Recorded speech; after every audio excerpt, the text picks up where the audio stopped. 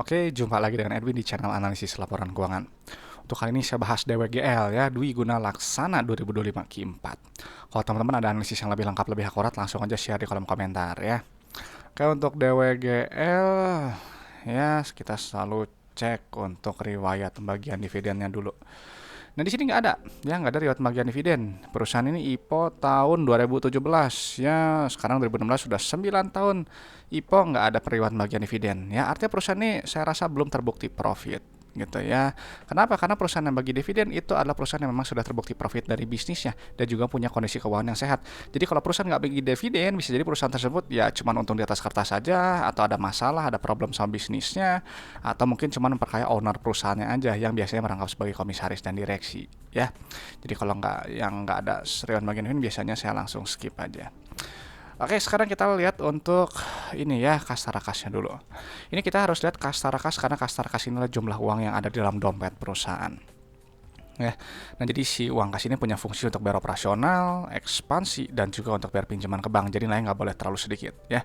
Dan untuk posisi kas tarakas ini naik sekitar 51,9 miliar. Ya, naik sekitar 11% gitu. Nanti detailnya kita cek di laporan arus kasnya. Oke, selanjutnya maaf.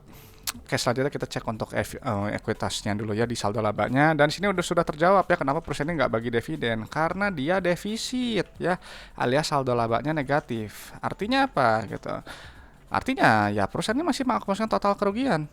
Ya, saldo laba itu adalah total akumulasi keuntungan yang telah dihasilkan perusahaan dari semenjak perusahaan pertama kali berdiri sampai sekarang 2025 Q4. Jadi si DWGL dari dulu pertama kali berdiri sampai 2025 Q4 itu telah mengakumulasikan total kerugian 814 miliar. Ya masih rugi 814 miliar totalnya. Belum terbukti untung gitu, saldo laba negatif. Sepertinya dia nggak akan bisa bagi dividen karena mau apa yang dibagikan? Kan masih rugi.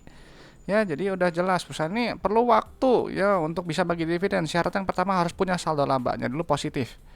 Ya, kalau udah positif baru kasnya mencukupi nggak gitu. Jadi berat gitu ya. Jadi makanya kenapa saya sampaikan dividen itu adalah puncak gitu ya dari suatu perusahaan, itu bukti nyata, puncak bukti nyata perusahaan itu memang benar-benar untung ya. Oke, sekarang kita lihat ke ekuitas milik dulu ya, yang ini nilainya 12,25. Oke, di sini kita lihat ya secara PBV ini juga super premium ya, di PBV 5 gitu ya untuk perusahaan yang masih rugi yang defisit. Oke, selanjutnya cek ke penjualannya dulu. Di sini nilainya untuk melihat pertumbuhan perusahaan. Ya, di sini kita lihat pendapatannya dia naik 159 miliar ya, naik tumbuh 4% gitu. Ini bagus nih secara kinerjanya ya. Nanti pendapatan dikurangi oleh harga modal, nanti akan muncul laba bruto. Yang ini nilainya. Nah, ini untuk melihat inti efisiensi perusahaan. Ya, kita lihat di sini GPM 11% ya. Jadi teman-teman jual barang 100.000 ya, ambil untung 11.000 ya. Jadi untuk melihat tadi inti efisiensi perusahaan. Dan kinerja laba brutonya ini tumbuhnya tinggi ya, naik 26% gitu. Carilah perusahaan yang laba brutonya setinggi mungkin ya, GPM setinggi mungkin sesuai dengan sektor, karena semakin besar laba bruto nanti semakin besar laba bersih. Laba bruto dikurangi oleh beban operasional, non operasional, beban pajak, nanti baru kita keluar bisa menghitung laba tahun berjalan ya, laba bersihnya. Yang ini nilainya. Nah, di sini adalah inti dari laporan laba rugi ya. Nah, di sini kita lihat kinerja laba bersihnya dia naik ya, tumbuhnya signifikan 89% ya, naik 106 miliar. Nah, secara per gitu ya, ini sebenarnya masih masuk akal karena dia di 11 kali. Ya di bawah 15 gitu, meskipun masih di atas 10 ya. Jadi per itu adalah jumlah waktu dalam satuan tahun untuk balik modal berdasarkan earning per share.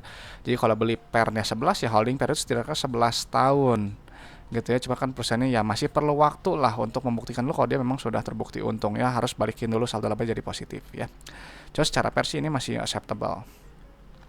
Selanjutnya kita loncat ke penerimaan kas untuk melihat jumlah uang yang customer bayar ke perusahaan.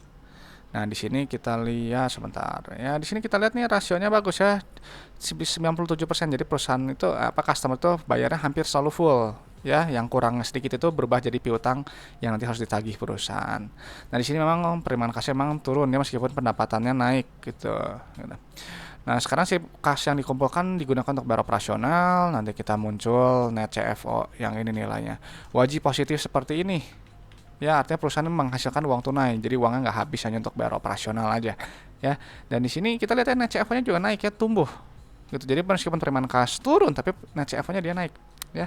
Ini cukup baik ya dari sisi cash flow-nya.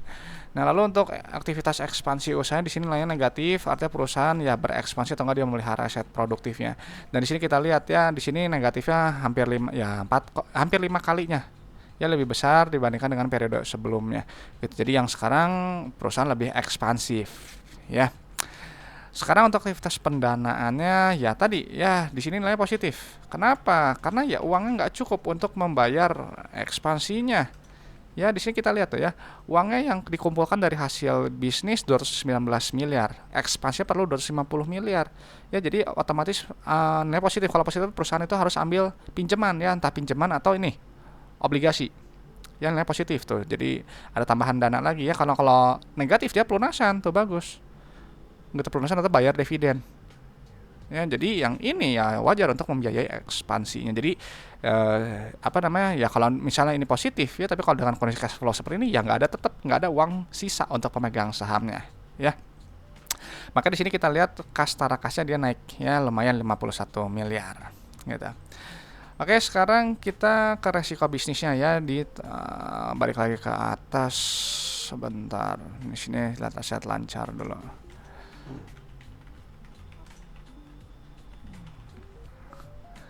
Turun lagi. 658-nya oke ya. Di sini kita lihat untuk rasio lancar ini masih bagus ya di atas 1,5 ya di 1,6, rasio kasnya juga ini bagus ya di 0,5 ya. Jadi secara likuiditas cukup kuat gitu ya. Cuman kalau kita lihat untuk short term debt-nya di sini ada apa aja ya, utang usaha, utang aja. Oh, nggak ada utang, Bang. Dia cuman ada obligasi sama surat utang jangka mana. Cukup menarik ya. Kenapa gini? Karena biasanya gitu ya, biasanya lazimnya itu perusahaan tuh ambil pinjaman ke bank gitu ya. Di sini memang dia nggak ada utang bank sama sekali. Sama sekali nggak ada ya. Tapi dia jangka pendek ini nol, zero debt. Malah coba saya pastiin dulu ya, utang usaha, utang lain-lain, biaya yang sebenarnya, utang pajak, DP, liabilitas. Iya, ya. Dia zero debt untuk short term debt ini cukup menarik gitu sebenarnya ya. Jarang menemukan yang seperti ini DWGL. Nah, lalu untuk liabilitasnya kita lihat untuk jangka panjangnya ya. Di sini memang ada long term debt-nya yang harus dihitung ya. Di sini memang daerah tinggi ya di 3 gitu. Nah, kita lihat long term debt-nya. Meskipun dia nggak ada utang bank, tapi dia ada utang obligasi dan surat utang jangka menengah ya yang ini. Nah, ini kita coba kita pindahin dulu. Set. Obligasinya 0 ya di sini. Oke ya. Di sini kita lihat jadi untuk total debt-nya memang dia naik ya, dan untuk long term debt to equity-nya memang ini tinggi gitu ya, karena biasanya nilai yang masih masuk akal gitu ya wajar di bawah 0,5 ya, ini 2 kali. Ya, jadi untuk secara likuiditas saya rasa ini masih kuat. Ya, masih kuat ya karena ketolong tadi karena ada penerbitan obligasi gitu. Jadi harus dilihat lagi di kuartal berikutnya. Itu di 2026 polanya nanti kita baru bisa lihat lebih lanjut ya. Cuman memang untuk jangka panjang saya rasa sih dengan kondisi defisit saya rasa ini resikonya tinggi ya. Secara likuiditas saya rasa resikonya mungkin menengah ke tinggi. Dan jadi DWGL setelah saya pindahkan data-data keuangannya ya DWGL masih belum menarik ya karena belum terbukti untung ya. Terbukti dari apa? Karena masih defisit, saldo labanya masih negatif ya. PBV-nya juga super premium di 5 gitu per, tapi cukup masukalnya di 11,28 gitu, masih ya di atas 10 di bawah 15 ya. Cara pola arus kas plus min plus dan ada kenaikan kas tarkas ya. Jadi kas itu diprioritaskan untuk ekspansi usaha. Secara total debt dia tadi naik, likuiditas resikonya menengah ke tinggi ya saya rasa gitu ya. Dan untuk jangka panjang juga ini resiko tinggi juga saya rasa sih masih tinggi ya karena masih defisit sih, masih perlu waktu. Itu aja mungkin untuk DWGL ya. Dan itu aja mungkin yang bisa saya sampaikan ya. Kalau ada pertanyaan, ada request saham, langsung aja tulis di kolom komentar.